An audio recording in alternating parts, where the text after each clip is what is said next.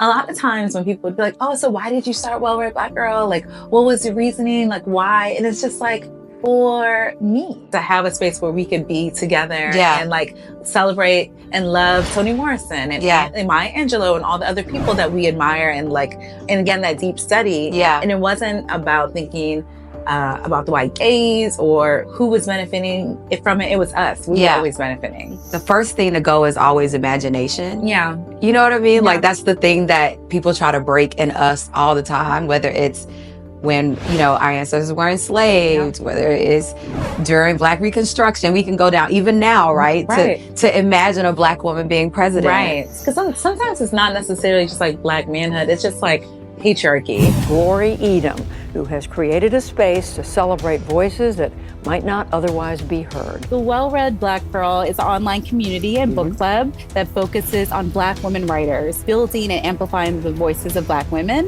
especially debut writers. A new book is exploring the power of literature and show how books can really change your life completely and offer collective healing.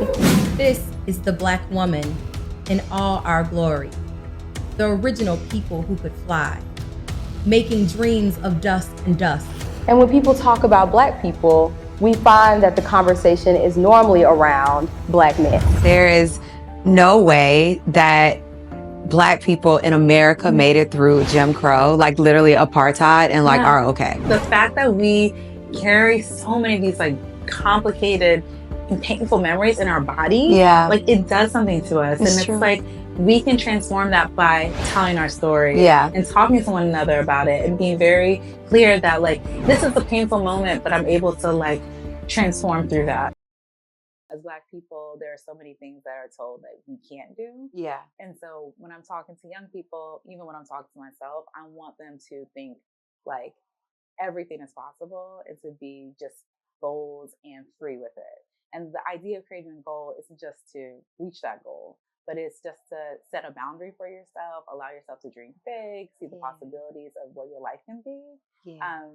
And as you grow, your goals change too. So I think about when I started Well Read Black Girl, my goal simply was to like connect with people and like, form community. It wasn't, I didn't have the aspirations of starting a book or having a festival or doing all these other things, but that came naturally as I evolved and I started to dream bigger. And the people that I was in community with also started to dream with me, you know? So it's like, when you're connecting with other people, they're like, oh, Glory, you could do this. Or Stevie, you should try this. It's like we reflect our goals to one another. You know? So just like, it feels that it's so necessary, that reflection of love and support and saying that I see you, I support you, I'm going to help you up, you know, the lifting as we climb.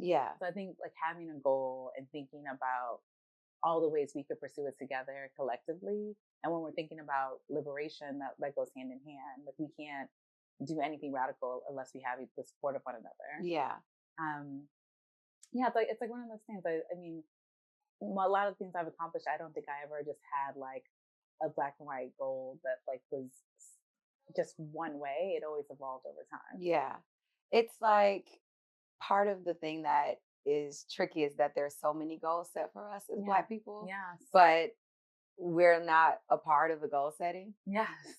Because you're like, oh, it's this school, it's this curriculum, it's, you know, this program. And then you're like, oh, you're just bringing this here for us and bringing people here for us. Like, do we get to be a part of it? So Well Read Black Girl, and I think so many other Black spaces, the best ones are like, in many ways, organic to come out of studying in some form. Like even I think about how people, well, I was reading the book, how people would stop you and talk about books and all these things, but that's like such a deep study of like literature and understanding. And so the studying matters. The goals that come out of the studying matter, but like us doing it together is really the biggest thing. And that is not the way that our country's set up for us. People don't think that we're like smart enough to do it. Well, and then the fact that we always have to push against that. Like the fact that like I have to try to prove my self-worth. I have to go over and beyond and overextend myself just to show you that like I am capable. That I can think. It's just so wild for me. And I mean, a lot of times when people be like, oh, so why did you start Well Read Black Girl? Like, what was your reasoning? Like, why? And it's just like, for me, for Yeah. us. Like there was no other reason but to have a space where we could be together and like celebrate and love Toni Morrison and Maya Angelou and all the other people that we admire and like, and again, that deep study. Yeah. And it wasn't about thinking about the white gaze or who was benefiting from it. It was us. We were always benefiting. Yeah. I think the other thing that's really fascinating about goal setting is that when you do it in like work settings, people make it like a science. Yes. As opposed to like something that is very imaginative. Yeah. And I'm like, we are the most like expressive, imaginative people on the earth. Yeah. I think Toni Morrison has that quote. I might mess it up and she might frown upon me, my Aquarian mother. But she has that quote and I think it's like, before you think, dream a little. Yes. I know or dream. Yes, you know what I mean? Like it's, we don't often like, the first thing to go is always imagination. Yeah. You know what I mean? Yeah. Like that's the thing that people try to break in us all the time, whether it's when, you know, our ancestors were enslaved, whether it is during Black Reconstruction, we can go down even now, right? To imagine a Black woman being president. Right. People just like could not fucking deal. Right. And, you know, and it's just like, in order to do that, like you need to have hope. Yeah. Like that's what, like, you know, when everyone's saying like we are our ancestors like wildest dreams, that is hope, that is possibility, that is thinking that like the impossible can happen. Yeah. And I think Black people are always thinking about the impossible. It's true. Because we constantly have to strive for We're it. here because of the impossible. We are we are miracles. Yes. Like we are walking miracles in every form, whether it's the gift of our creativity, our political, our scholarship, all the things. Yeah.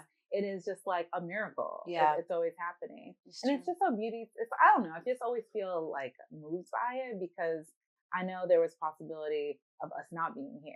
Yeah. I know, like we all know the reality of the opposite. Like even in our joy, we know how dire it can be and how horrible things can be. Yeah. But we insist on like sitting and thinking upon the joy and the love that we have for one another. Yeah.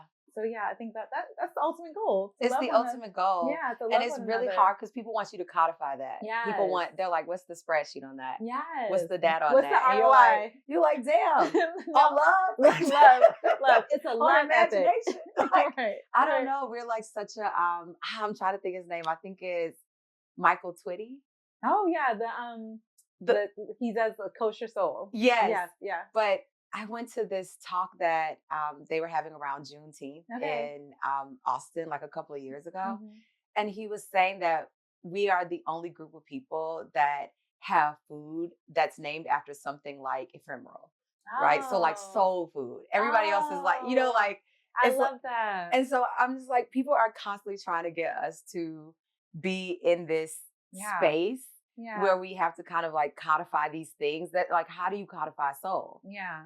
You know, and like that, you can't. You feel it. Yeah, I was just speaking to some young girls, and I was trying to get them to understand like the feeling I have when I read certain words. Yeah, and it's similar to like when you're in church and you hear a song or you hear like a scripture and you just feel like goosebumps. Yeah, you know, or like you're at a concert and you just hear like someone hit some note and you're like, oh, you're like, yes, It's just like. When you feel that feeling, that is like spirit. That is creativity. Yeah. That is like, so you need to be in tune with your own mind and body to like know when you are witnessing or feeling something that moves you. Yeah. That is like when you can channel into like your greatness and discover new things and have new ideas.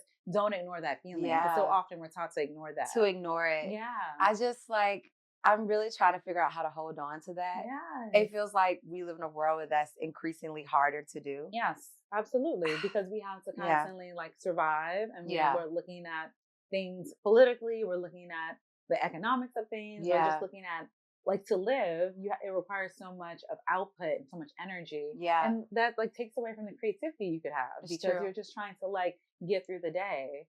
But if we're intentional in I don't know. I just want to say if we can like slow everything down. If we can slow it down. Yeah. Or have more like your book club and having that is like, I can't even describe it, but it's such a beautiful example for the rest of us, especially at this time in history. Oh yeah. Like we actually have to move back to having spaces outside of like the four walls of our classrooms, the four walls of where we work or more third spaces. More spaces. Like I have a good friend who calls things like hush harbors. Oh, Like he's I like, love you know how like that. you like people would go during like when Yeah. they were enslaved and they would go into like these quiet places and have like these hush harbors where they just shared like who they really were and all the things. Like we have to have more of those spaces. I love that. Without having people buy into it. It's like, I don't need Bumble to sponsor this damn talk. You want to be here talking. And if you wanted to be on Bumble, now everybody's going to be in a weird, I know. That has been something I've been thinking about so tough. Like, how do we lean into who we are and our full creativity and our soul, all the things. And like, you were one of the first, clearly we are just getting here. Yeah. Like we've had people before, so many people before of us who have done these things and done these study groups, but you were one of the first, and now I see a good amount of them, but you were one of the first that I saw to pop off with that. Like, and I was like, what is this? Like, it's a book club. And then everyone was inspired in their own spaces to try and figure that out. It's because it's really, it's a book club. Yeah. Like it's as simple as that. It's open up a book and being in conversation with one another, whether we're doing that in person or virtually. Like that is just like an endless supply of just connection and like love and that the book club is where we've become closer friends. We've become sisters. Yeah. We've encouraged each other to write. I'm always like, where's your book? I know. Go if you have to blank about this book one more time.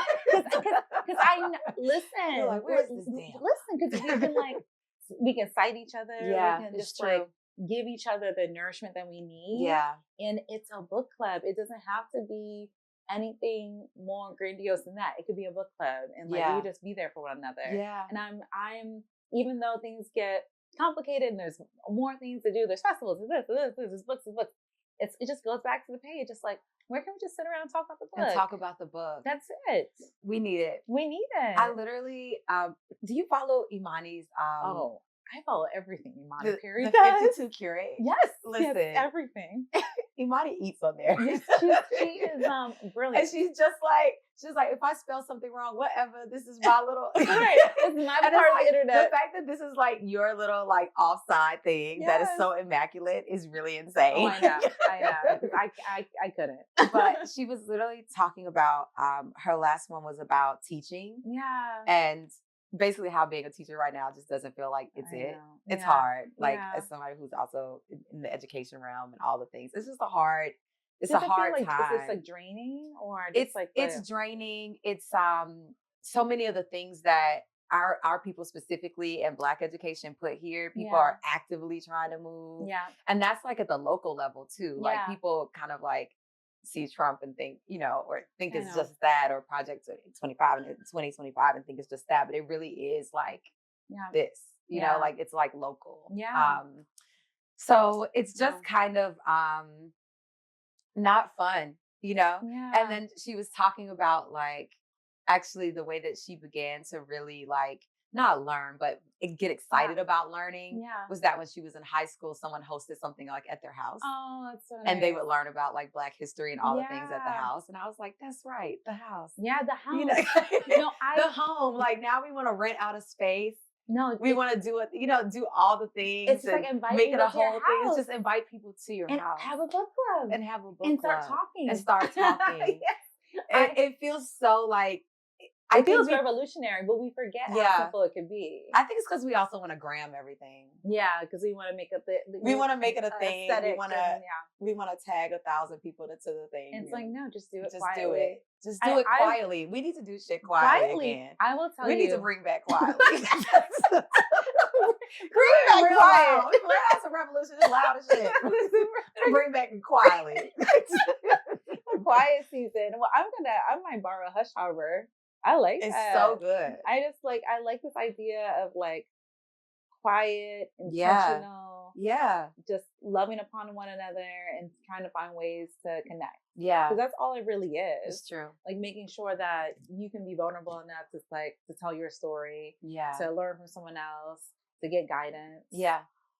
And I think the best, I don't want to say projects, but like creative endeavors come from that. Like when it comes from a very authentic place. It's just like, I want this because I'm craving something, I desire some kind of change in my psyche and my physical environment and like who I'm trying to become. Yeah. And you also want that, and we're trying to do it together. Yeah. It's something interesting about like how you can put something into the ethos and it spread. Like when I was reading your book, I was like, oh, how did I miss?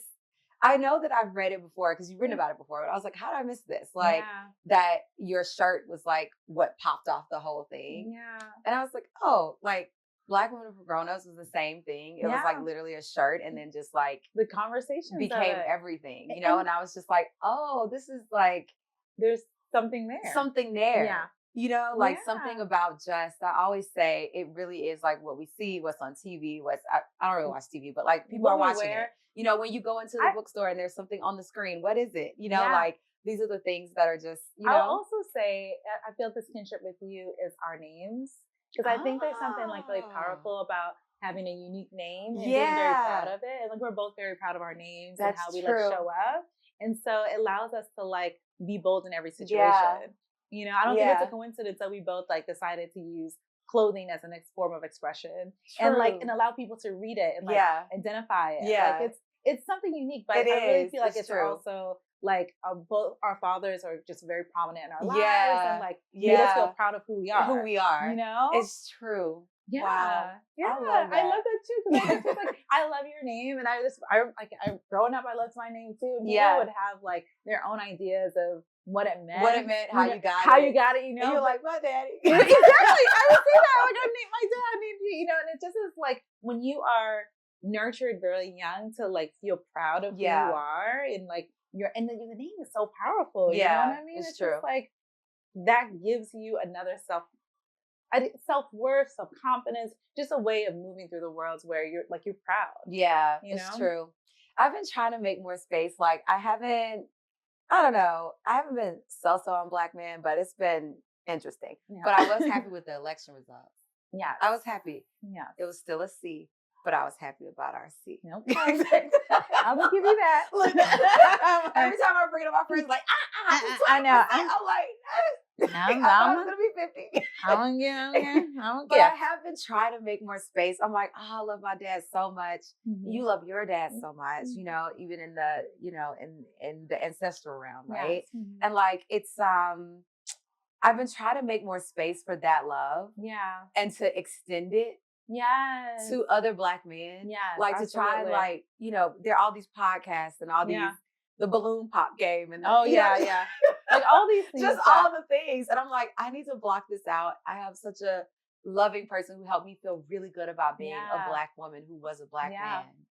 And I have to hold on to that. Oh, absolutely. I mean, but it's hard. It's hard. When you feel like, because sometimes it's not necessarily just like Black manhood. It's just like patriarchy. Yeah. Just that like hovers over every part. Everything. You know, it's just every single thing that you're hoping to aspire or dreaming. Like, you know, in my case right now, I'm like thinking so much about how I'm going to raise my son to be, you know, a generous, warm, respectful Black man, and just like how he needs to move in the world. He's on his way. He's following Zeke. Yes, you know. But all these things that he's going to be exposed to that I don't necessarily always have the you know, control over. the biggest influence. Yeah. And so it's like, how do I do that? Okay, I go back to the book club. He will be reading James Baldwin. Yeah. And he will be reading Ta-Nehisi Coates and Clint Smith and like all these people. I'm just like, how can I just like drop these things and have them be in fertile ground for him so he can grow and learn. And even if I'm not the person saying it, he can find other models on the page. Yeah. And then my family, thankfully I have, you know, my amazing brothers. Yeah. You know, so it's just like all these things. I'm always thinking about that. Yeah. And so we can't be like, oh, it's very patriarchy. I know. No more. It's because it's complicated. Can't. Yeah. And we need each other. And we need each other. Absolutely. And not just like in the intellectual sense. Yeah. You know, like I think. And the most radical, loving, you know, the change that we want to see, the bell hooks we want to quote. Like, like we need that for Black men and Black women. Yeah. Absolutely. It's true. Yeah. Throughout my life, there have been so many different moments that gave me pause. Yeah. And made me think about how to reframe my journey. The one that has probably had the largest impact is just my mom's mental health crisis. Yeah. And so when I was in college, she had a moment where she was severely depressed. Yeah. And it changed just the trajectory of our family. Yeah. And how we connected with one another, the reality of what our lives could be like. Yeah. And during that time, I felt so alone, and I wasn't like able to understand how to cope with the reality of my mom not being who she was. And I think when you encounter a family member that is struggling with their mental health, it's hard to understand what the community response should be. Yeah. Because when you have someone that may have cancer or is like physically ill, and it's very clear to everyone else, there's an immediate response. Yeah. But with my mom's depression, it was so challenging to get help, to have someone really understand what our family was going through. So from that experience, I was just it changed my outlook on everything. Yeah. Because I want to make sure that Black people in particular have access and help to mental health services. Yeah. And how to cope as a family. So if one person is experiencing something, you can have a community to help support you through that. Yeah. And like take away the stigma, the shame, the idea that therapy isn't for Black people. Yep. Like removing all of that. And I think that's really important for folks in the Black community, especially. Yeah. And without that experience that I encountered very young, I would not be the writer I am today. Yeah. It allowed me to be more vulnerable on the page about my experiences and say that this happened to me. Yeah. And I'm not going to allow it to be a limitation or make me feel ashamed. It's something that gave me more courage. It allowed me to take more risk in my life.